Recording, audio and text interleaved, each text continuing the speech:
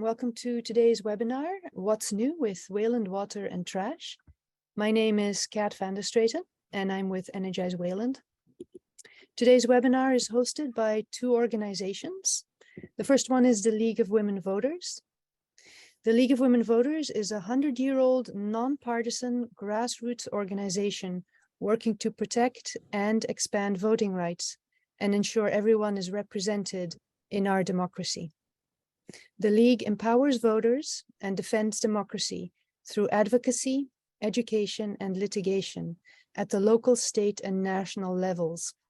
On the local level, the League's candidates forum will be held on April 13th, and the Town Meeting Issues Forum will be held on April 20th. The League invites you to join them and to attend their events. And we have Mary Antes here from the Wayland League of Women Voters. Mary, just maybe wave. The other host of this webinar is Energize Wayland, and I belong to that group. Energize Wayland is a group of neighbors helping neighbors do something about climate change. Please go to energizewayland.org and you will see that that's our website right there, and check it out. Today's guest is Tom Holder, the director of the Wayland Department of Public Works. Thank you, Tom, for being here and doing this for us. My pleasure. Some housekeeping.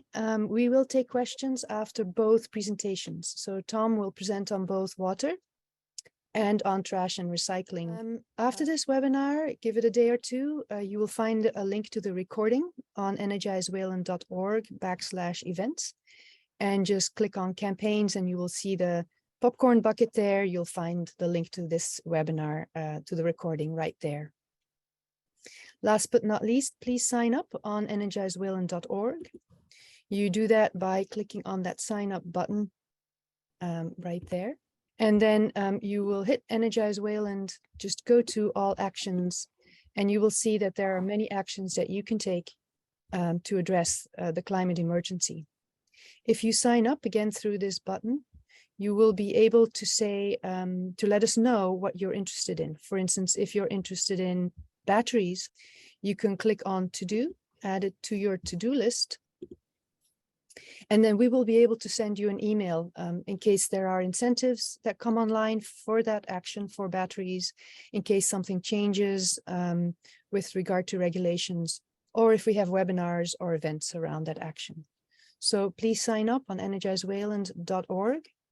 and add things to your to-do list or on your done it list, of course. And that way you will never have to miss out on information about what you're most interested in. And I will pass it on to Tom to get us started on water, I believe. All righty. Well, good afternoon, and thanks very much for having me today. I'm pleased to talk about two topics that I deal with every single day, and that's that of drinking water and also the functionality and the operations of the transfer station. So do appreciate the opportunity. So the agenda for this afternoon, I will begin with the water topic. I'm going to talk about some of the background of operational challenges that we have. We have a number of solution options. They're categorized in the short term. That would include the PFAS treatment operations that we have underway currently. And we're also embarking on an emergency connection with the MWRA, and I can give you more details on that. Long term, we've been studying this for about 15 months. It's been a topic that I know has been around for at least a decade, and that's the subject of connecting to the MWRA on a permanent basis. So we've been working with the Board of Public Works and have recently been giving some presentations of the evaluation, and which does include our recommendation. So I'll talk about the cost projections for that, the recommended long-term solution, and then offer up where we are today and next steps and timeline. The photographs that you'll see here isn't, the large one is an aerial photograph of Baldwin Pond. Let's see if I can you see my mouse? Yes. My mouse is hovering over. This is the treatment plant here. This is Route 27, the driveway. It's a small little driveway. Not many people even know that we're there. and it kind of winds its way. This is the golf course down back here. So it's a hidden area. And these other photos, these are photographs that I've taken from Baldwin Pond. This one here is a white egret. I was pretty pleased with that. That was probably taken at about 75 yards away, as was this of an American eagle that was seen there about a year ago, again from about 75 yards away. So just to give you a sense of you know, the natural area that is located back there. Continuing on the second half of the presentation of the discussion, I'm going to talk about trash and recycling, offer a little background on the transfer station, and to talk to a fair amount about the amenities that we offer there. Those include the pay-as-you-throw trash program, single stream recycling, yard waste, or the organic waste program that we just began later last year. We've got programs for the disposal of mattresses and box springs, oil and other hazardous fluids, paper shredding. We've got a brand new book barn and the give and take. Those are some of the amenities. I'm going to speak about, you know, the increasing costs that we incur relative to processing, the disposal, some of the most recent regulatory requirements that cause us extra efforts and extra costs. And then to, you know, give a sense of, you know, how do we, what is our income? How do we, you know, obtain revenue? And that's through, you know, stickers, bags, disposal fees. And we also participate appreciatively in a Mass DEP dividends grant program. Some of the water challenges that we have, just starting out with the water conversation, is, you know, much of our equipment is at least 10, 12, 15 years old, some of it even older. The pipe in the ground is, you know, some of it's over 100 years old. But what we're focusing recently on is the production of water, of drinking water, the supply of drinking water, and the treatment of that. And much of our equipment is aged. Some of it is no longer manufactured. It's difficult to get parts for some of the equipment. And so we wind up having to replace it with new. And also, as a result of the pandemic, and which we're still experiencing, is supply chain issues. And as an example, I use fluoride. We fluoridate our water here in Wayland. And, you know, it's had been relatively easy to obtain fluoride, but in recent months and probably over the course of the last year, we've had a difficult time obtaining it. And we were almost at a point where we were reaching out to Mass DEP and the Department of Public Health with the state to relay our, you know, concerns about obtaining it. We were able to find another vendor, and thankfully we're in a pretty good place with that. But it just offers an example of trying to get the chemicals that we need, that we add to, you know, the raw water coming out of the ground that makes it drinkable. As an example of, and I will try not to mention things more than once. In some of the slides as I was building the presentation, I was putting in, you know, some talking points here. So I will do my best not to talk about things twice, but no longer manufactured, back to that heading. About 18 months ago, the membranes at the Baldwin treatment plant, which are on the bottom right-hand picture, we have these skids in those white canisters are the membranes. And that is what is removing the iron and manganese from the water coming out of the ground at Baldwin Pond. The manufacturer no longer makes the membranes that we you know, initially installed. So we had to work with them in purchasing some replacement that were close to, they were just as effective, but close to what we had. And what happened was, in their manufacturer trying to alter what we were installing there, when they were installed, one half of that membrane set failed on us. And we had to take that, you know, in essence, half of the capacity of the plant offline. And we're expecting a delivery in April of replacement set of membranes. So, you know, since this time last year, Baldwin Pond has been operating at half capacity. You know, so obviously that presents challenges. especially during high demand periods between May and October. But we were able to work through it last year. But Don Millette, the water superintendent, myself, will sleep a lot better once we get these new membranes in place in April. Some of the other challenges are emerging regulations.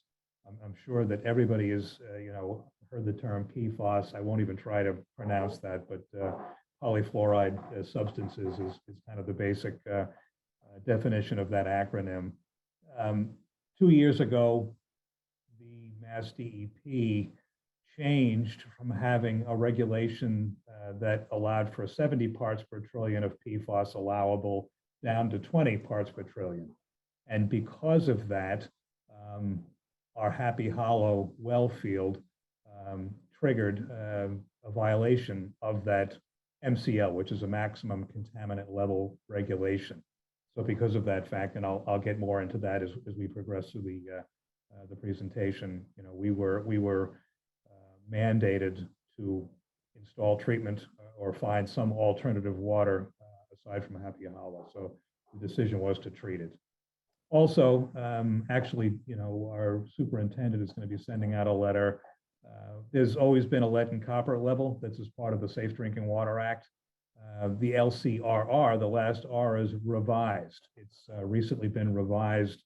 There's more adamant, more restrictive protocols. So we're now, working towards performing that. The one good thing is that we have the talented staff that we have. We've got a very good relationship with Mass DEP and the Environmental Protection Agency, the EPA, as well as the Mass Department of Public Health. So, in working collaboratively with them, we've been able to, I'll knock on wood, provide compliant drinking water. So we're, pleased to always be able to say that. In coming years, there's UCMR 5. The 5 means this is the fifth time next year that the EPA will be coming out with emerging unregulated contaminant monitoring requirements. And PFAS was one of those. They are expanding. You'll see a lot of times things written PFAS 6. There are 6 compounds of PFAS that are focused on. Currently, they're expanding that to make it more than the 6 that we currently monitor for. So, those are the regulations that are really driving our need to be flexible and to amend what we do and how we do things. And then I'm going to talk a little bit about staffing. We have, as I mentioned, qualified, certified operators. There's a pretty stringent procedure and protocol in place to get your certification. There's a number of grades in certification that you could obtain, and we're fortunate to have those staff here. The one issue that we're facing is that industry-wide, it's difficult to attract and retain water system operators, certified operators. We've had a position open for 18 months that we've been unable to fill. We do get by. We've got an on-call rotation, and even with the reduced staffing, we've been able to maintain operations and all of that. But a continued concern is if that worsens, what will we do? It will, at some point in time, we'll be just strained, and it'll impact our ability to provide compliant drinking water. So that's something we've been paying attention to as well. In talking about PFAS here in town, I'll quickly go over this slide. So you'll see the 4 different colors of the 4 different sources of water. Blue is Baldwin, rust-colored is Campbell, gray is Chamberlain, and then yellow is Happy Hollow. So you'll see that red line is where the average for Happy Hollow is, and that's you can see that it's PFAS 6. So that is well above the 20 parts per trillion that's allowable. And then you'll see there is a seasonal implication. We've been able to, the raw water has been down to 15, 20, just above 20. With that PFAS treatment system, We are down to a non-detect level coming out of Happy Hollow, which is what the system was designed to do. And so we're pleased that that is up and running, and I'll show you photographs and talk a little bit more about that. The problem that we're facing is that the EPA came out last July with a health advisory for PFAS. And a health advisory just takes into consideration the health impacts of PFAS on humans. And their health guideline makes the statement generally that any level of PFAS above 2 parts per trillion is unhealthy. That's not a regulation. So at this point in time, we're still mandated to provide 20 parts per trillion, but the EPA, its intent is to release draft regulations that will then support that health advisory. So they had said that it would be by the end of the calendar year last year. Here we are, it's the end of January. They have not yet come up with those draft regulations. Once they do, there will be a lengthy public comment period, more than likely 8-12 months, because this is what the state did. The Mass DEP did the same thing. They lowered their regulation from 70 to 20 in a draft format, had about a year of public comment, and then implemented the actual regulation. So the EPA is likely to take that same approach. So in speaking with my colleagues and other associates in the legislative level, we're feeling that it's likely that the EPA, in a year or two, will be mandating that communities provide drinking water that has PFAS levels at no more than 2 parts per trillion. So you can see all of our sources would at that point violate that regulation. So that's what we're trying to prepare for in our short-term efforts as well as our long-term efforts. And there you can see that's the that's where the future will be a much lower MCL. So currently, our short-term solution options is the PFAS treatment pilot program, and we work closely with the Mass DEP.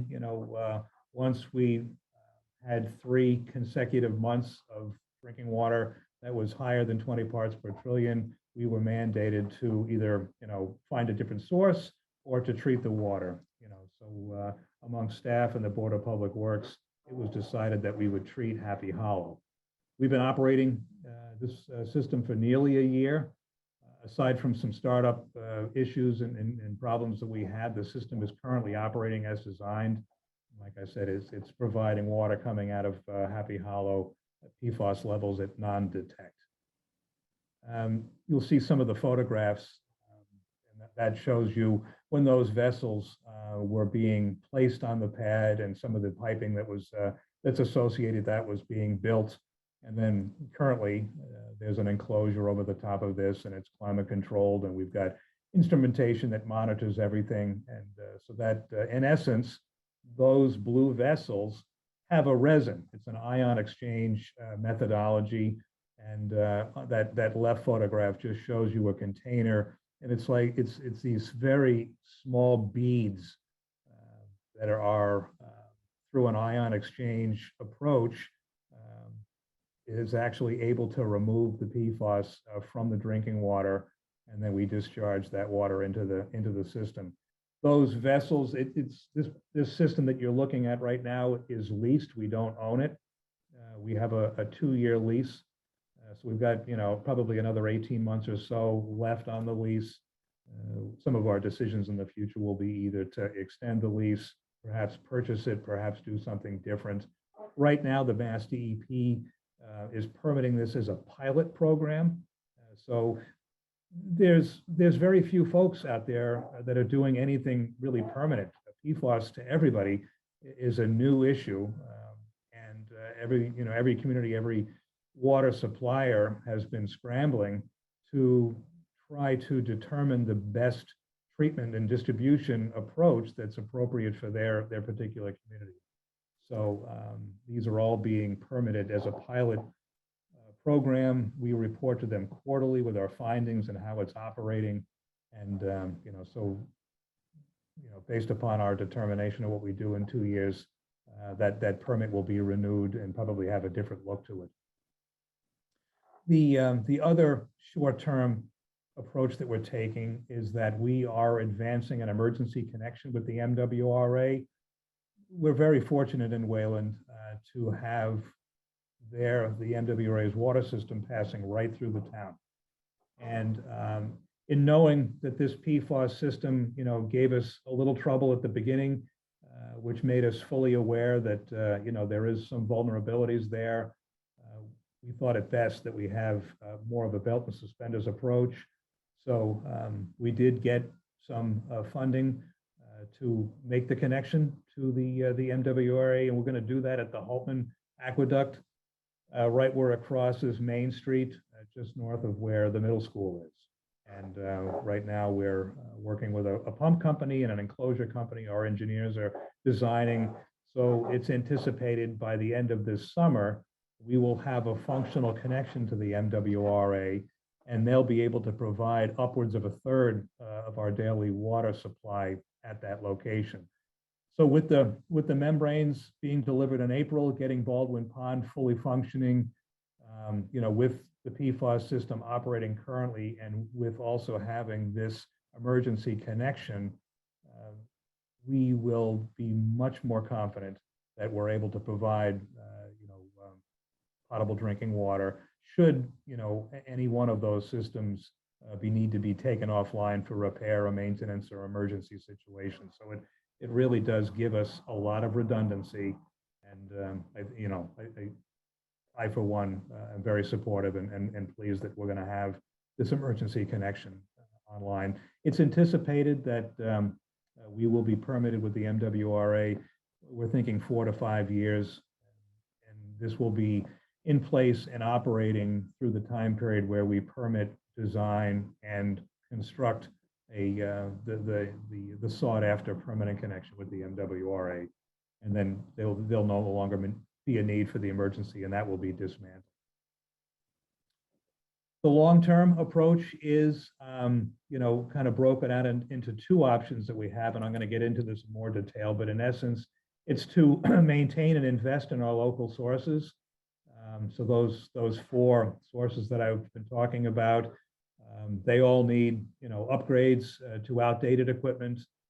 They're going to need additional equipment and additional kind of approaches and methodology to meet these new emerging regulations. So there's a cost to that, and we have that spelled out in our evaluation that we've been performing over the last, at least a year.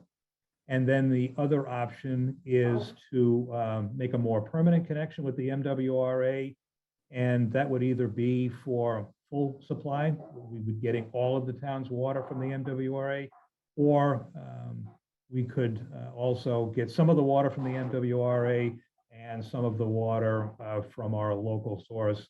And we're focusing more on Happy Hollow, and I can tell you why we're selecting that location. So we started out in the evaluation with 16 options, and we wanted to at least demonstrate to decision makers here in town and all the residences and businesses in town that when we performed this, we were looking at every different opportunity. The Board of Public Works was greatly involved in this process. They had their feelers out. They were asking of myself and our engineers, what if we do this? What if we try that? Can you take a look at this and see, would this be the best? And, so there wound up being 16 different options. We reduced it down to 4 and then revised it again down to 2. And what you can see, in the metrics that I've got up on the screen is that there was a rating structure, 3 being the most favorable, 0 being the not feasible. And what we did is we were able to take those 16 down to 4, rate those, and then you can see, the 2 top was, the MWRA partial and the MWRA, fully is what those 2 options.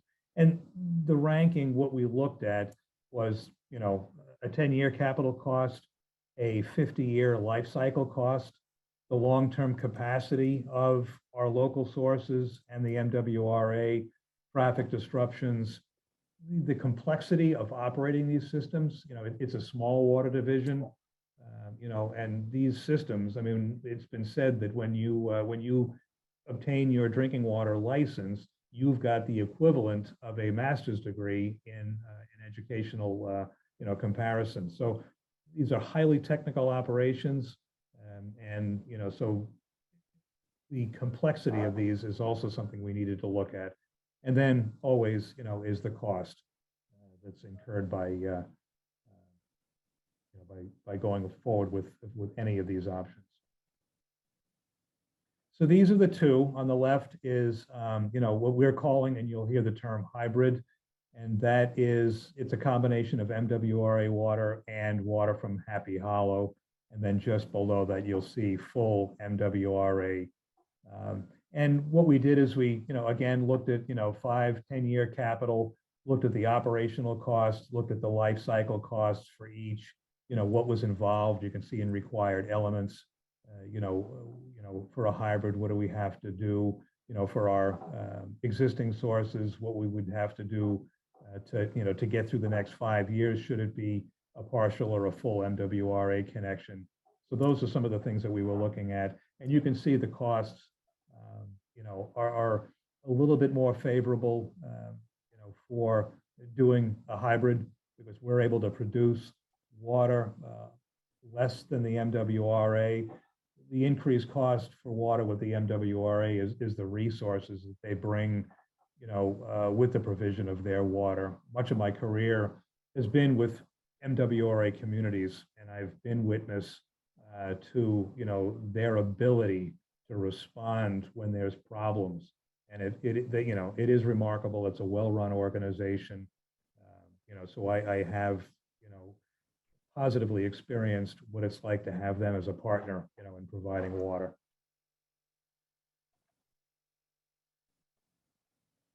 In talking about the permanent connection, with the MWRA, they use a different disinfection approach. That they use chloramines. It's free chlorine and ammonia, where we just use free chlorine. So we, if we are going to use a hybrid system, we are likely going to have to convert Happy Hollow to a chloramine disinfection process, which is, it's not a heavy lift. It's readily done and able to do. So we will be seriously considering that. I also want to mention that what we're promoting, and I'm going to talk a little bit later on, I'm going to talk about the Board of Public Works position on this, is that it's known that if the decision were made today, it will be 5 years before we would be able to hit the on switch with the connection, the permanent connection with the MWRA. So there's a lengthy design, permitting, and construction process that we'll have to undergo, and that's that's expected. This is a large project. I regularly call this a legacy, topic in town, a legacy decision that is being made for Wayland, to switch over and to have this much more reliable supply of water years down the road, generation down the road. I think people will be pleased that a favorable decision was made to do this. There's 64 other MWRA communities. I'm going to put up a graphic that shows that as well. The one thing that I don't know if I mentioned later in the presentation is that the MWRA, the Board of Directors, recently, last September, voted to waive the entrance fee for communities to connect, and that equates for Wayland to up to $7 million. So that is a favorable financial benefit for us to be able to do this at this time. It hadn't been that way in the past, and right now they've put a 5-year window on that. So it's something that really adds to the advantages of pursuing this connection at this point in time. The graphic that I have on the screen, it's difficult to perhaps understand. What it shows is that we are proposing that although the Metro West Tunnel and the Holtman tunnels pass through Wayland, the most feasible point of connection is at Elm Street in Framingham. And the MWRA has fortunately granted us permission, and this will all be, performed and memorialized in a legal manner, but they've given us the green light to design a system whereby we're able to use their easement, their right-of-way along the Holtman Aqueduct to lay our pipe to get it into Wayland. So that allows us to not have to come through Framingham city streets to get the water here.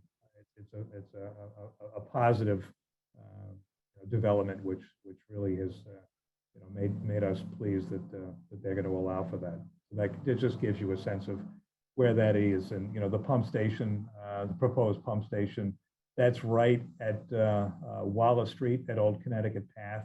That's where MWRA water would enter the town.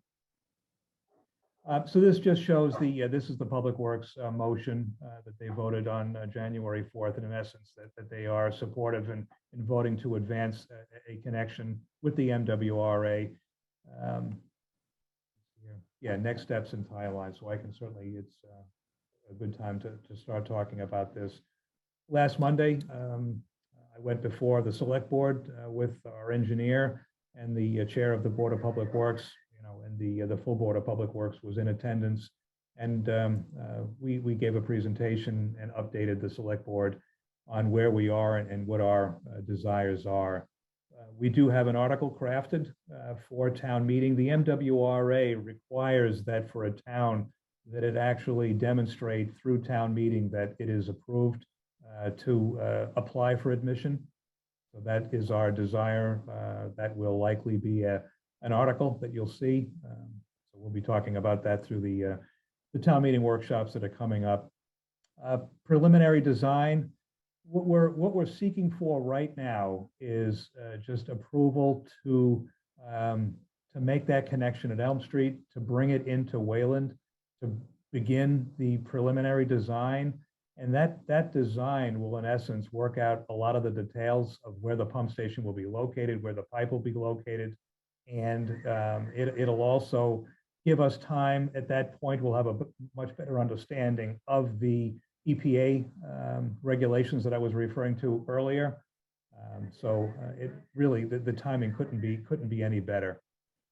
MWRA admission process, you can see the number of steps we have to follow. Mass Environmental Policy Act notifications and reports that we have to submit. There is an interbasin transfer.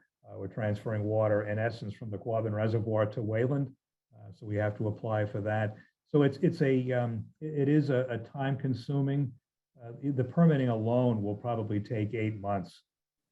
So what we're planning on using, the select board has an ARPA, a subcommittee, and they have, that's the American Rescue Plan Act. They have committed $1 million of Wayland's ARPA funds towards this preliminary design. I will be seeking, through my FY24 capital request, I will be seeking the balance of that, which is about 1.02 million. So the total is 2.02. And that is the cost of the complete design, permitting, and bidding process. So with that said, I would seek, once the design is nearly complete, I'll know better on what the construction will cost. And I would be seeking that in the FY25 budget request, with construction to begin in the calendar year 26. And this graphic just shows you, to the left is where the Quabbin Reservoir is, which is on the westerly part of the state. And from there, it's conveyed to the Wachusett Reservoir. It goes through the John J. Carroll treatment plant, which is located in Marlborough, where the treatment of that water, fluoridation, disinfection, all occurs there. And then it passes through the Metro West Tunnel, the Holtman Tunnel, through these member communities, and terminates, in the city of Boston. The Quabbin Reservoir, some statistics, it's got 412 billion gallons of water is its capacity. And it's been said by them that if it didn't rain for 3 years, they would still have the ability to provide water to the 64 communities. So they, through the efforts of all these communities, much of my career was spent, leak detection and reducing water. They have the ability to provide, that water for that length of period of time. And so they're a well-established, well-regulated association. All right, we're going to shift gears and start talking about the town's trash and recycling program. I had talked a little bit, earlier about the agenda and talking about, customer amenities. So we do have, a pay-as-you-throw program in town. What that means is that for residents to use the facility, they have to bring their trash in bags that are purchased throughout town. You can buy them at local stores, grocery stores, hardware stores. You can also buy them here at DPW facility or also at the transfer station. So what that does is that it does two things. It does provide revenue, but more importantly, when people have to pay for their bags, they are more apt to try to use less of those bags. And the way to use less of those bags is to have less trash. And by recycling, that's how you can achieve that. So the DEP greatly, strongly encourages communities to have a pay-as-you-throw program. So we're fortunate to have that. We do have a single stream recycling program, which differs from a separation where people have to separate their paper from their glass, from their cans, from their plastic. It's single stream here, so meaning you put it all in one container, you bring it into the facility and put it into one container. We also allow members to bring in yard waste. We have the ability to receive mattresses and box springs. If they're in good condition, we recycle them. If they're in poor condition, we put them in our bulky compactor and dispose of them as trash. We accept oils and fluids. We have been holding paper shredding events, one of which was just held last October. It was well participated. We probably had over 100 participants. And so we intend on continuing that probably once in the fall, once in the spring, that kind of a schedule. We have the give and take, which people like. If they're having a tough time parting with lightly used things in their household, they can bring them up there, place them, and people kind of pick through, and one person's trash is another person's treasure, so to speak. We also take incandescent and the LED, light bulbs and all of that up there as well. And some of the photographs you'll see, that's on the photograph on the left. That's the container that we have that we, people bring in oil and those types of things. On the bottom is the give and take center. And then on the top right just gives you a sense of what that right side of the property as you drive in, the containers, the compactors.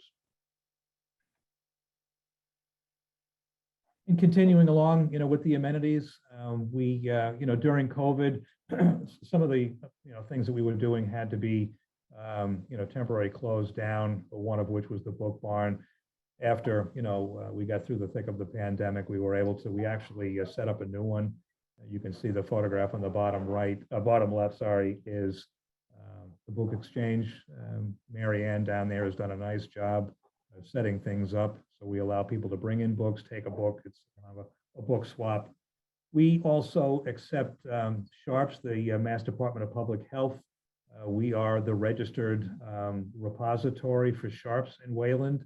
And so folks in their households that need to take injections for medication, they can dispose of their SHARPS directly at the transfer station in proper containers. They can also bring them to the health department at town building, as well as the public safety building where the police and fire headquarters are. They accept them, and then they in turn bring them down to us. So they eventually come down to us, and then we have a service that we dispose of those properly. We have textiles. That bottom right-hand picture shows you the bins that we have set up for. We accept the textiles on site in these bins. And we also have a program that we participate in. Now, this is associated with Big Brother and Big Sister, both of them, both these bins that you see, and the ones that you can actually have doorstep pickup. And I can certainly get more information. I don't have it up here as part of the presentation, but if you contact Big Brother, Big Sister, call them, text them, tell them what you have, where you live, they schedule a pickup where they actually come to your home and grab your, you know, the stuff that you no longer need. The town actually has a financial benefit. For every pound, we get 2 cents a pound for the doorstep pickup, and we get 7 cents a pound for the textile bins that you see in the photograph. So we've got this nice arrangement with them, and it works out pretty well. Another thing that's quite popular is that we facilitate the distribution of rain barrels and compost bins. I know Kat is involved with the compost bins, and we have a company in Hyde Park, and every spring it will be coming up. You will have the ability to get, we'll promote the website where you get on, you register to receive rain barrels, compost bins, you pay for them through that website, and we get them shipped to us, and we have a distribution day at the transfer station where, you know, where residents can pick those up. And then the most recent amenity that we've offered is what we call the WOW, which is the Wayland Organic Waste Program. In the top photograph, and you can see these are recent, they're covered with snow, these photographs, you can bring in organic waste, and we've partnered with Black Earth, and they come in and they take your composting. And what you find, and you can imagine, is that organic waste is probably the heaviest stuff that you put into your trash bag.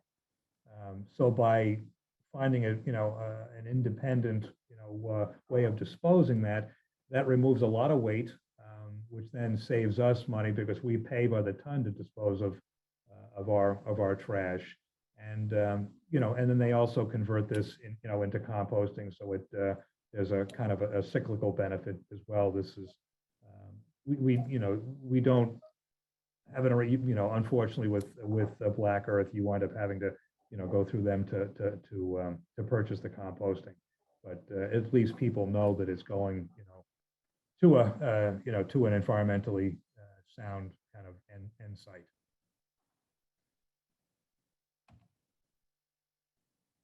A lot of folks, will be asking, where does our trash and recycling go? So trash is, we have a hauling contract with BP, and they have a facility in Hudson. So it goes from here at the transfer station to Hudson, where it's transferred and then hauled, trucked down to a CMAS facility in Wareham. And that is a burn to energy facility. And the photograph on the top right is that facility. So the trash that's brought into the transfer station, at least that's the end site, and it's good to know that it's actually you used to generate electricity. Recycling, it's hauled by BP, and it's hauled to, we have a contract with Casella, and their facility is in Auburn. And so it's brought to Auburn. It's a what they call, and you can see from the photograph, it's zero sort. Single stream means the same thing. And what they do is they market it for reuse, repurpose, some domestic, some international, and there's a market for it. And I'm going to talk a little bit about market fluctuations and how that works. So the costs, and I talk about, they're variable and they're often increasing. It's rare that these costs decrease. There's one example, and I'll talk about it on this slide. The processing, we have a contract with BP for trash and recycling hauling. They're the ones that come onto the property and bring it either to their own facility or to Casella. We do have a contract with BP. The town, actually all of the town, has their trash is handled by BP. So that's, the schools, the town buildings, all of the, the library, everything is handled through BP. And we have a contract for Casella for the recycling disposal. Now, the disposal, there are large fluctuations. And a number of years ago, we were paying about $46 a ton to have it processed. We then,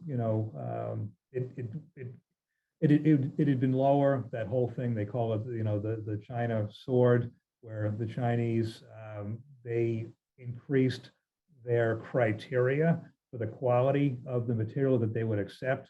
What was happening in the United States is that the quality was not at the level that it needed to be. There was quite a bit of contamination. So a lot of these recycling facilities had to refine their operations. But because of that, we were paying about $46 a ton. We then, the market changed a bit, and we were, the United States was able to find homes and uses for these recycled goods, a lot of it in South America. We actually were experiencing a year ago a credit. We were making $14 a ton. Recently, and I can't tell you why, but we discuss this regularly with our recycling partners at Casella, we're currently paying $88 a ton. So it makes budgeting really difficult because we budget for fiscal years 10 months in advance. And we don't have the ability to project, even predict. So we wind up crafting a budget that is in between, that it will be able to accommodate these fluctuations in recycling process. Regulatory challenges, the costs that are connected to that. The Mass DEP, they are taking a much more active role in regulating solid waste and implementing recycling programs. Mattresses and box springs, for instance, we used to have a grant where we were able to recycle mattresses and box springs. We weren't paying anything. That grant ended. We're now charged for that activity. We also are charged if a mattress or a box spring is not of a condition to be recycled and it needs to be considered trash. We're actually charged individually for each one of those. And those are reflected in some of our bulk waste charges that I'll talk about in a minute. Our waste ban contamination percentage is admirable here in Wayland. Anything under 10 is acceptable. We're right around a standard of 6%. So the staff at the transfer station really have a lot to do with that. Residents, through educational programs, we try to relay to the users, the membership, what can and cannot be put into recycling, and trying, to do our best to enforce that when people come onto the property. We do have a complimentary contamination percentage. We're also looking to make investments in the property. Those investments are large. The photograph to the right is when a brand new compactor was just installed last summer. That that was a $63,000 compactor. Currently, we're going out to bid to replace the bulky waste compactor. That's priced at $100,000. So there's, we generally borrow for those, and there's a debt service cost that's associated with each of those purchases. So on an annual basis, within the transfer station fund, we need to be accommodating that. In talking about revenue, we have this year about 1,762 households that have purchased stickers. Currently, our annual sticker is $165. Second sticker is $35. A one-time, if somebody is not a member, but they have a need to bring things down, on a one-time basis, we'll issue a one-time sticker for $40. We also, our revenue coming through our bag program, just to give you a sense, it's $5 for the small, $7.50 for mediums, and $12.50 for the larger bags, which are, those are the ones that, those are, I think, 30 or 32 gallon. Those are the ones that are more prominently used. But if you're a smaller household or a single person, the medium and smalls many times work out fine. Disposal fees, the graphic, the photograph on the right shows our flyer that we put out on an annual basis. It coaches people on the do's and don'ts, what we accept, what we can't accept, our hours of operation. And then on the right hand, the bottom side, you'll see that we have things itemized as best we can on what we charge for disposal of things. So that's, you need to have a sticker to come onto the property. And then, through the cost that we incur to dispose of things, we pass that cost on to the users. I talked about the textile, the revenue that we get from that. Mass DEP dividends grant. We fill out a report. Anita in our office is currently doing that right now. It's an annual report that we submit in February. And then each June, we're granted about $5,000 a year. And that's based on the amount, the level of amenities that we offer. So all of these things, whether it's mattresses or oil or, you know, the organics, we get credit, we get points for each of that. They add it up, and then they pass some money back to you. And then you're able to use that to offset some recycling initiatives that you implement. And recently, the last 2 years, it used to be a revolving fund, which was very difficult to maintain. Through an active town meeting, we converted over to an enterprise fund. Even with that enterprise fund and the revenue that we get, it's known that the general fund needs to offer up, over the last 2 years, it's been $75,000 that they contribute to that to be able to balance the costs and revenue, the cost and revenue stream. So in thinking, you know, in the future, we're always looking to promote our services at the transfer station. We're trying to attract residents, let them know what we offer, when we're open. And that's why you see us, you know, putting up a book barn and offering, you know, a place to place styrofoam, and people can bring in their bottles and cans. You know, there are a number of groups in town that collect those and dispose of those. The Christmas tree program, all of these things, we're looking to attract users, to make it more of an attractive way to dispose of your trash and your things that are, you know, kind of reusable resources. We're purchasing, you know, electronic and a large electronic outdoor sign that will be able to allow us to better communicate with users on, you know, some of the things we've got going on with the property. We are, you know, responding to declining participation. I've been here 6 years, and each year, the number of households that participate as members of the transfer station is decreasing. You know, so there's always a balance, because, you know, one way to balance the budget is to, you know, our costs are relatively fixed.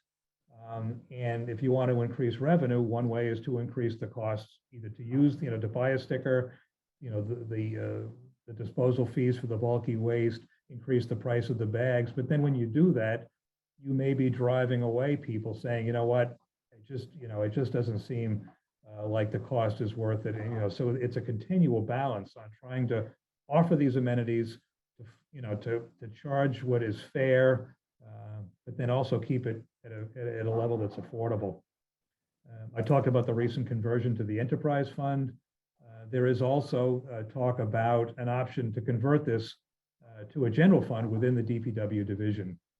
You know, much like the highway and the Parks Department, they're funded. They have a, you know, it's a fixed fund. It's an operational budget, and it's a very straightforward way. The finance team here in town has been advocating for this. So that is something that, you know, that may come about. The one rule about establishing an enterprise fund is that you have to have it in place for a minimum of 3 years. FY24 would be our 3rd year, so we would meet that Department of Revenue requirement. So we'll have to see for FY25 if it makes more sense to operate, you know, as more of a general fund divisional budget. And then, you know, there's always the consideration of converting over to a curbside program. And by curbside, we would contract with an outside vendor, and they would, you know, pick up your trash and recycling curbside. You know, you see in other communities, the ones that I worked in prior to Wayland all had a curbside program where you've got, you know, trash totes and recycling totes. And, you know, so there is an interest and consideration being made to, does Wayland want to do that? And even if we were to do that, you know, implement a curbside program, the property would still function as a recycling center. So we would still retain a lot of those recycling offerings on the property. And, so that's something that all of these things are things that we're currently either doing or considering. And that concludes what I've got prepared. So Perfect timing. Ready to pass it over. That is perfect timing. We have half an hour for questions on both topics. And I'm very proud that I found a way of putting both topics together, and that'll be it for me. I will be helping with the Q&A. But I was thinking that we really love as a family the transfer station. We go there often, and we think of it as the water cooler of Wayland. So I managed to put trash there and water in one sentence. It is really on Saturdays a nice place to be and to meet our neighbors there. So I for one am a fan. We'll be mixing up trash and water questions, Tom. So let's see how quick you are to switch from one to the other. And I think I will let Lisa Newton go first. Lisa, you'll have to unmute yourself though. Two questions about PFAS.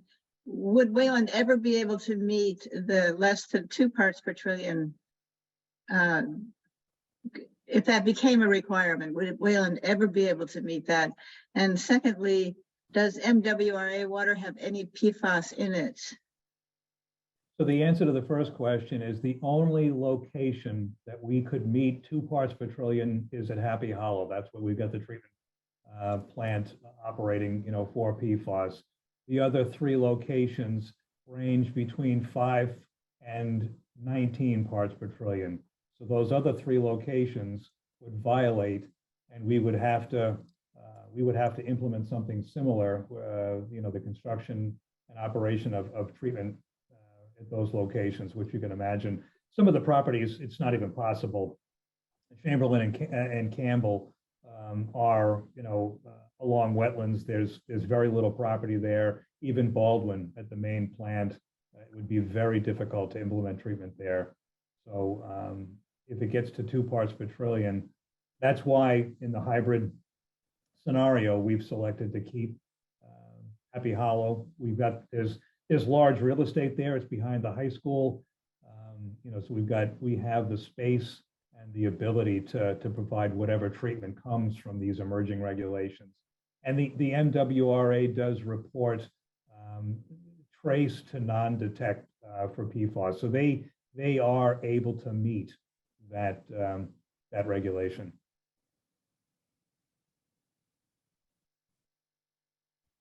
Thank you.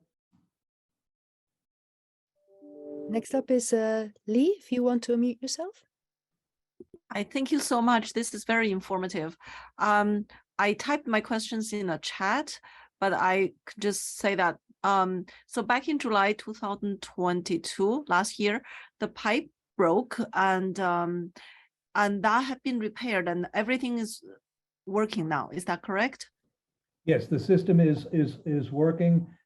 The design and the allowance through water distribution standards allows for the use of Schedule 80 PVC pipe, which is what the system has there. So that pipe has been repaired. We've replaced some with stainless steel, and so that the system is we're operating comfortably. We're actually operating the system not at its full capacity. We're just trying to kind of ease back into things. Our intention would be to make some changes there so that we would be able to be operating at full capacity and having the full 900 gallons per minute passing through that treatment system. Right at the time being, we've got things throttled back a bit. But that, to answer your question, that repair was made, and the system, after it was disinfected and all of that, was reactivated. Yes, and then in the future, if you foresee something like this happens, and we have a plan to move forward. Yes, the plan would be, to make a repair. But as I had mentioned, is that the whole reason for the emergency connection with the MWRA is that we're not totally reliant on that PFAS system running, because we do know of its vulnerabilities. It is, in essence, permitted as a pilot, as a temporary kind of facility. It's not permanent. It's not even constructed to be permanent. So we do understand the vulnerabilities that we have with it. So that emergency connection with the MWRA will provide supplemental water should it be needed.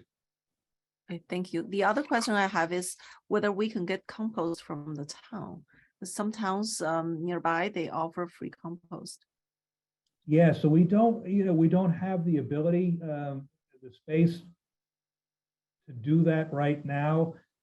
The thought would be to, and I do know there are a number of communities that actually, collect a lot of their organic waste, and they have, the space or whatever. You've got to turn it over. You've got to process it. It's got to age and all of that. Unfortunately, at this point in time, we don't have that ability. Okay, thank you. Mm-hmm. Thank you. Yes, next up is Jennifer. Do you want to unmute yourself? Sure, thanks. Well, just to follow up on the question about compost, Tom, what becomes of the leaf and grass clipping yard waste? Is that possibly available to residents as compost, or is that all trucked off site as well? Yeah, so we actually remove that regularly. We've got arrangements with area companies that accept that type of debris.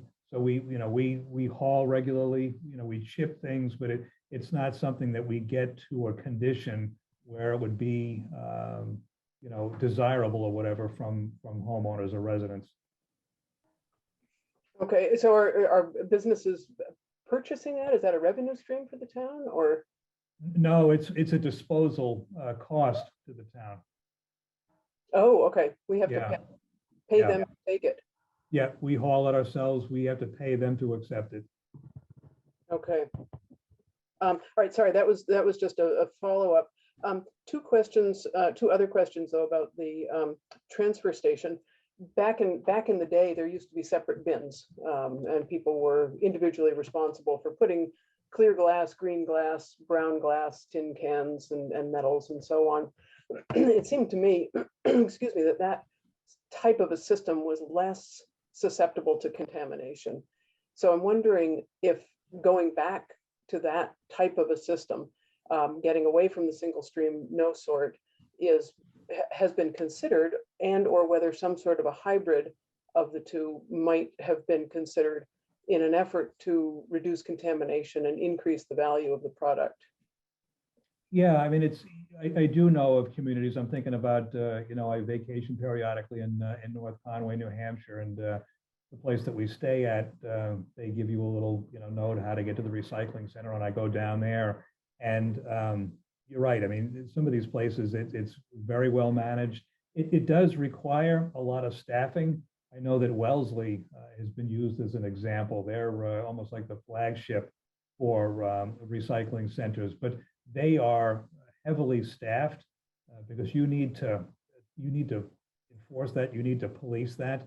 People have to be watched on making sure that they're putting the green glass and the brown glass and newspaper versus cardboard and those types of things. So I'm not sure, to be honest, what the efficiency was when there was separation back at the transfer station. I do know that it does take a fair amount of policing and enforcement to achieve that. Many of the facilities, such as Casella and those companies that have these resource recycling facilities, they've converted entirely to single stream, and therefore many of these only accept single stream recyclables. So to go back to a situation where we were actually separating things out, we've looked at it, we've talked about it at staff and Board of Public Works level, but it just, for a number of reasons, does not seem like it's a feasible way to continue.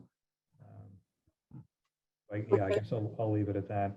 Okay, and then just one last question. The give and take, I understand that that's actually required by the state in order to receive certain credits or allowances, that that somehow our operation of the give and take is regulated. Is that true, that there's some DEP regulations associated with removal of items from the waste stream?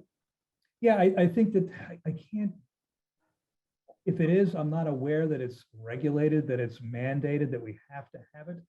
You're right. I mean, they heavily urge people to, if they can do anything they can to keep things out of the solid waste stream, they encourage that.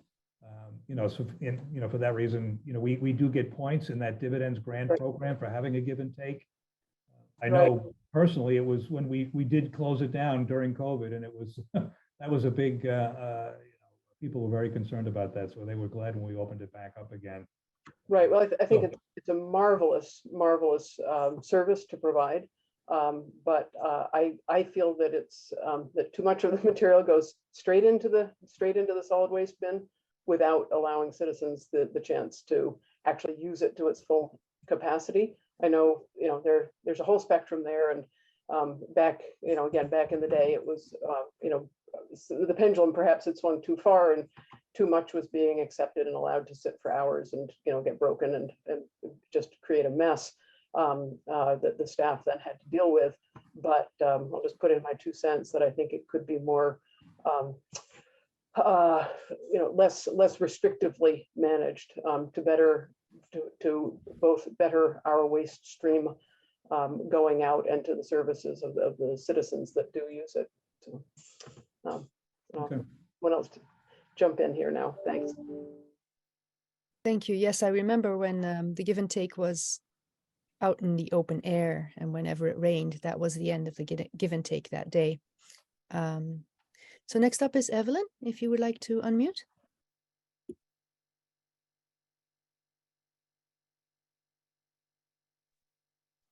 Unfortunately, I cannot yeah. Oh, okay. I just want to follow up on Jennifer. Absolutely missed the old give and take, and I feel really bad about this new arrangement, which I agree with everything she said, and I just think it's too bad.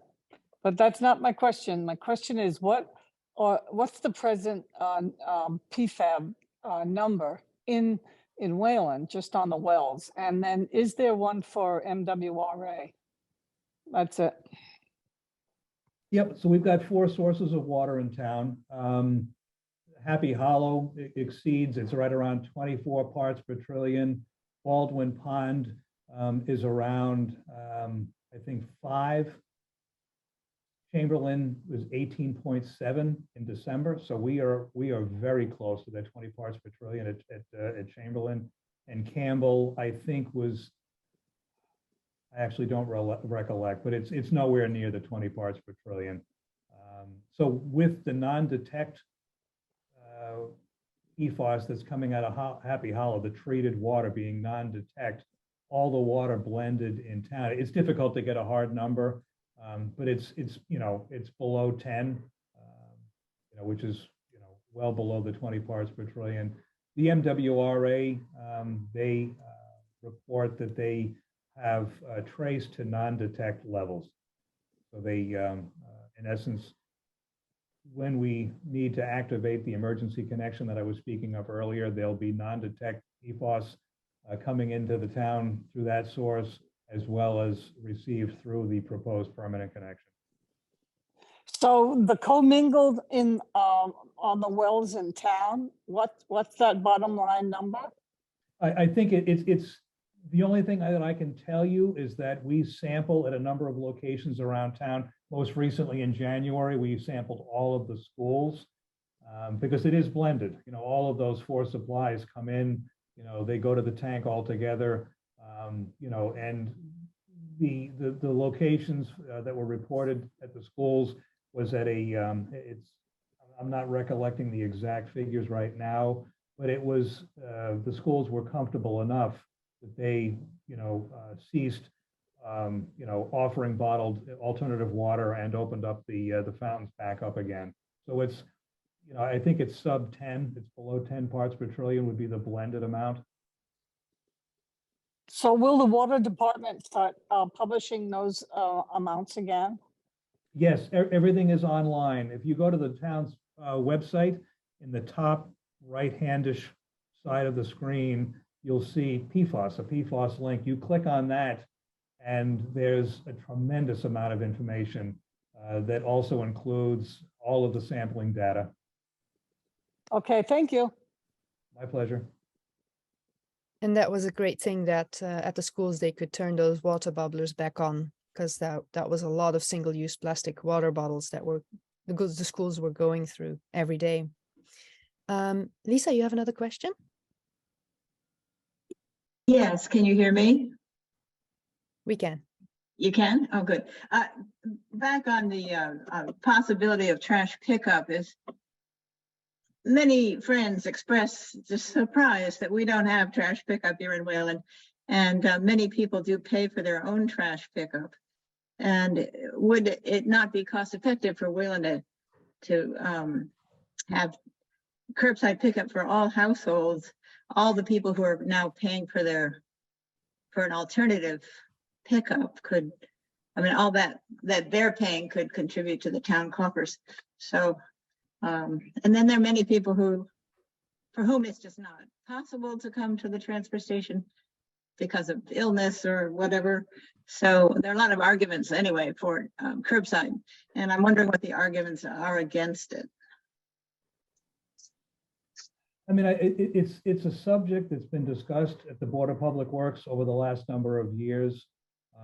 And, you know, I think there certainly is an understanding that having residents have to address this on their own individually, you know, is something that, you know, is less than desired.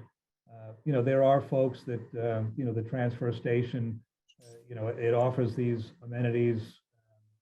You know, it's believed that having that transfer station as the town provided, you know, source of receiving and disposing of these materials is adequate. But, you know, there are also many that think otherwise and think that a curbside program would be more beneficial, you know, for the town. I think you'll find that communities that are operating a transfer station such as ours are few and far between. I think you'll see a lot of communities have converted over to and offer a curbside program. What we'll wind up doing is really doing a financial analysis on, you know, the cost of operating the transfer station versus the cost and benefit of having a curbside program. And like I said, the communities that I've worked at prior to Wayland, you know, we had curbside, which was, you know, successful, and it was well received and well appreciated. We had a very active and progressive recycling center that still allowed people, because when you have curbside, a lot of the stuff aside from bag trash, you pay for. You pay extra for a lot of things, whether it's white goods, you're trying to get rid of a refrigerator, you're trying to get rid of, you know, an old wood stove, those types of things. Some will take it, some will not. The ones that take it are going to charge you a lot for that service. By offering a location in town to bring yard waste and these types of things, metal goods, white goods, you know, rigid plastic, having that facility or maintaining that facility is well received.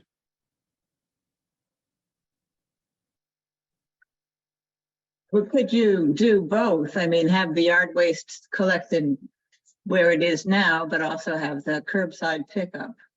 Yes, you could. It would be yeah, that is regularly done. It's regularly done to have curbside and also retain the recycling center. So it wouldn't be, you wouldn't have the trash component. It would be reduced to just recycling services. Fewer than half of the households in town apparently use the transfer station. Yeah, there was, like I said, when I arrived here, it was well over 1,800 stickers. Last year, we reported 1,762. Yeah, so, you know, costs are going up, and our, you know, revenue stream is going down. So it's an issue we're going to have to face. thank you. You're welcome.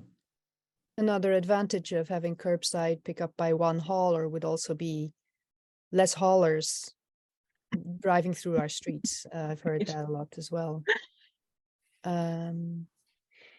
Then we have one more question that was typed in. Is it possible to visit the Give and Take and Book Exchange without having a sticker? Condo owners, some condo owners here are very interested in that, but they have their own trash pickup. So is there a different sticker they could buy, or would that be open to them somehow? I have to say, at this point in time, you need to have a sticker to utilize those functions. As we're sitting here talking, thinking about the option of providing that to non-sticker holders, I'd have to give it some thought. We do consider regularly, some of the services that we offer there. Could we offer them to non-sticker holders? Trying to gauge the benefit of doing that. What is the environmental benefit? What is the functional benefit of doing that, while still trying to, because you need to be fair to the people that are paying $165 a year to use the facility. We have to be mindful of offering services to those that don't purchase that, and there is a balance. So I don't think I have an answer right now, but I can tell you that we consider these things regularly. Yeah. Another question is, can we recycle bags now? Plastic bags, I guess. I think we do have a place, a bin, a container for the acceptance of those. And I will affirm that. And if we don't, then I'm thinking we do. Because we've talked about this from time to time. And in another community, I had an arrangement, there's few uses for those bags. One use was that they use those plastic bags to fabricate Trex material, the composite material that people build their decks out. And we had an arrangement where we took our bags, brought them to a local grocery store, who obviously also collects them, and they passed them along to some sort of a mechanism where they were transferred to a company down in Pennsylvania that was making Trex. But I think we do have a location. I see in the chat, we used to have plastic bag recycling at the transfer station, but it stopped after COVID. And I myself also do not remember that bin returning. So you may want to look into that. Yeah. I will look. Okay. And Jennifer? Do you have another question? I did, and I've forgotten what I was going to ask. I'm going to lower my hand and think, and if I remember, I'll chime in. It happens to all of us. Yeah, we're getting close to the end here. Mary writes, my understanding is that plastic bags go in with the orange bags. So no separate, that's Mary's understanding, no separate diversion of the plastic bags. Laurel, do you have a question? Yes, thanks. I worked with the Boy Scouts for many years, and those cans and bottles that people donate really have funded a lot of Eagle projects around town. I just wanted to share that. So it's a great service. And if I could ask a near-term question, as a gardener, the water restrictions of late have really been hard. Can we get a sense of where we might be this coming summer?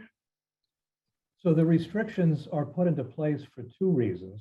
One is that there is a drought management task force, a state association that monitors drought conditions, and they actually establish levels of drought, throughout the season. And through our Water Management Act permit, when they activate particular levels, we in turn then have to provide conservation measures, and those include having a ban. So in previous years, the restriction on outdoor water use, primarily automatic irrigation, underground irrigation systems, has been prohibited between May and September. This past year, things changed a bit. They got a little bit more critical, and I mentioned earlier that Baldwin Pond Treatment Plant was operating at half capacity. We were struggling with the Happy Hollow PFAS system. So the Board of Public Works has a mechanism whereby they can vote to have an emergency conservation restriction in place, and that's what we did. We actually activated that, not only because of the drought management regulation, but the fact that we had concerns here with those two locations operating at partial capacity of being able to provide sufficient water during those high demand periods. So, this year, this summer, I don't envision needing an emergency conservation mandate, but depending upon what Mother Nature does, that drought management task force may indeed implement, conservation levels that would then cause us to implement those restrictions that you see. One question with regard to that is, are there any restrictions on private wells? How do those private wells influence the public availability of water?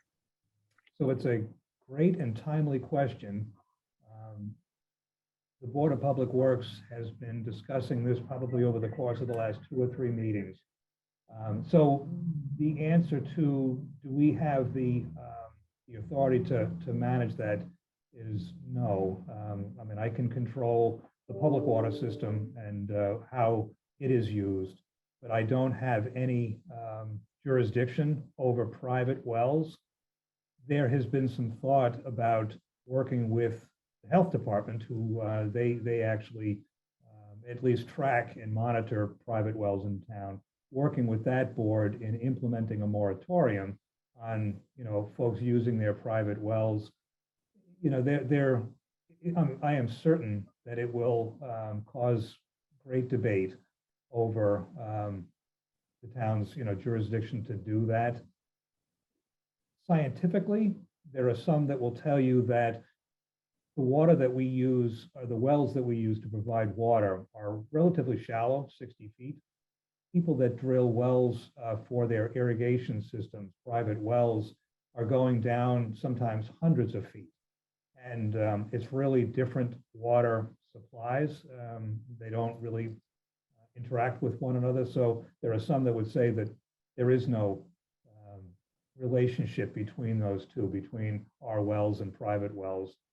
But there are others that think, we really need to preserve what we have, and that private wells to be used for irrigation are not wise, environmentally. So it's a question that's being spoken about right now through 2 boards anyway. Yeah. Interesting. Lee, you have another question? Go ahead. Well, so I resonated your question about the private wells, because I have a neighbor who drilled a well last year, and then he said, "Look at me, and I can water all I want." And his lawn was like always watered, and I don't know whether that lowers the overall underground level.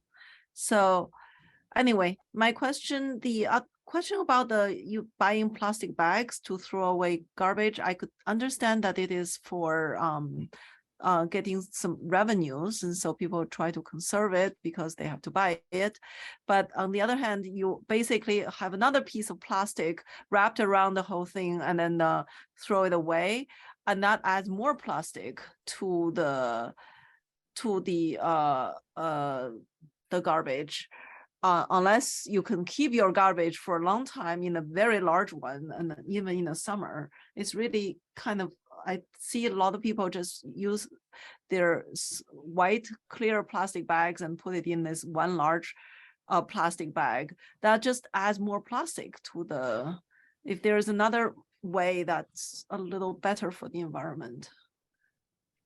Yeah, it's a good point. As you do find that people, I understand what you're saying, that they're putting their they're putting their garbage inside their kitchen or whatever under counter container, and it's a small plastic bag, and then they take that plastic bag and they throw it into that big 32-gallon, and they might get 4 or 5 of the smaller bags into the 32-gallon, which then they bring in. So that's 2 layers of plastic. I do see what you're saying.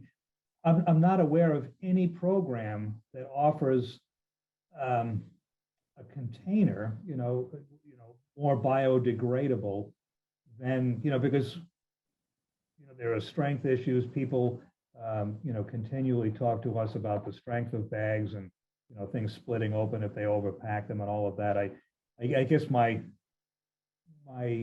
point right now in talking would be that although they do cost, the cost increases. If you buy the smaller bags, you buy medium ones, you're not double, you wouldn't be doubling things up like you're describing. But I do see your point. But I don't have a resolution, at hand.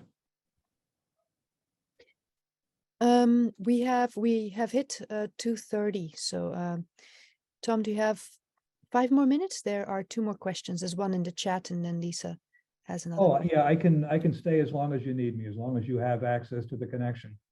Great. Yes, we continue. So anyway, we're recording this, so if you have to leave, you can catch the tail end here on the recording. So in the chat, I have a question.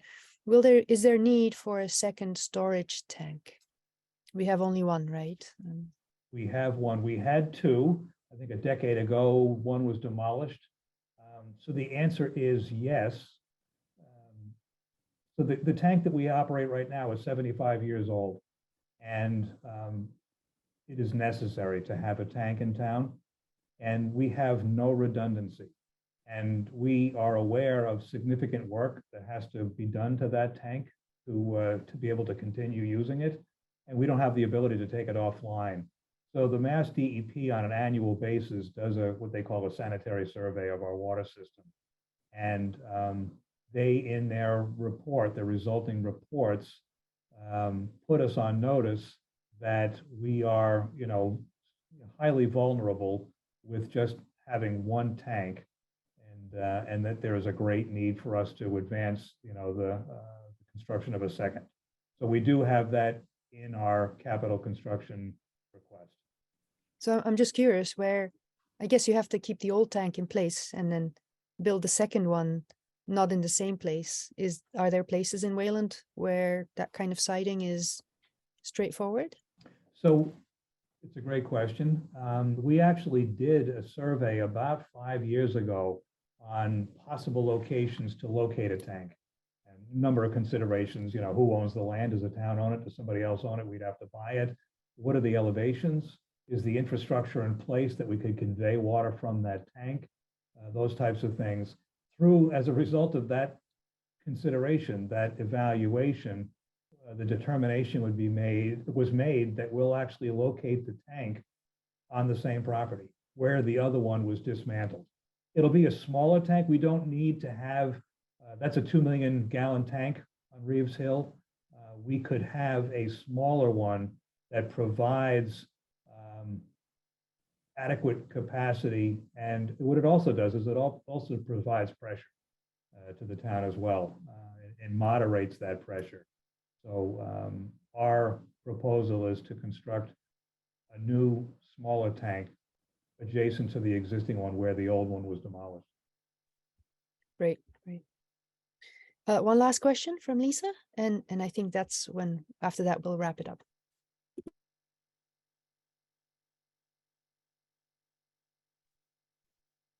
Lisa, do you have a question? Yeah. Trying to unmute. Yeah, sorry. Can you hear me? Can you hear me? Yes. Oh, good. Just a comment about those plastic bags. Most of my trash is plastic bags. Everything you buy at the grocery comes in a plastic bag. So I have to buy more plastic bags to throw out my plastic bags. And that is really kind of irritating. And I know Concord has a barrel system where you get or at least they used to, you get a barrel and you put a sticker every 6 months on the barrel to show that you've paid for the pay-as-you-throw trash collection. That's my understanding about Concord.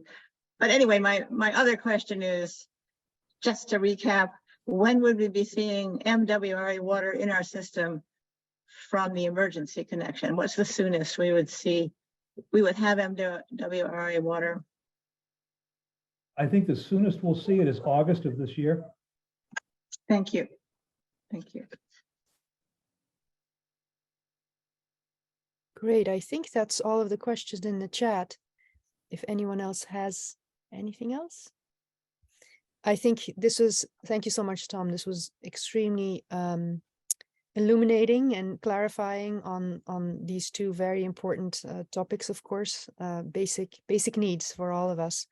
And I thank you for also answering all these questions, and everyone who came as well, of course. So with that, we will let everyone go out and play in some more snow. Thank you, Tom. All righty, my pleasure. I'm glad that you found it helpful. Very much.